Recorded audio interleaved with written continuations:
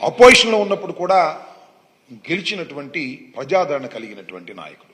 వరుసని కంటిన్యూస్గా 4 times గెలవటం జరిగింది. ఈ ఎన్నికలకు ముందే 2-3 సంవత్సరాలకు ముందే ఒక భారీ ప్లాన్ని చంద్రబాబు నాయుడు గారు తీసుకొచ్చారు. ఏ విధంగా అయినా సరే ఈసారి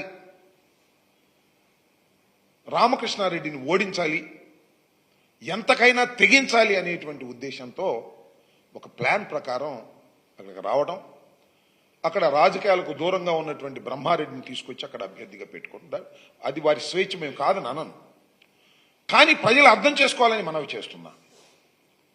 పెట్టి ఆయనకి పెట్టుబడులు పెట్టి ఆయన నడిపి ఏదో ఒక విధంగా రామకృష్ణారెడ్డి గారి కుటుంబాన్ని, రామకృష్ణారెడ్డి గారిని ఓడించాలి, వేధించాలి అనేటువంటి పద్ధతుల్లో ప్రయాణం సాగించారు.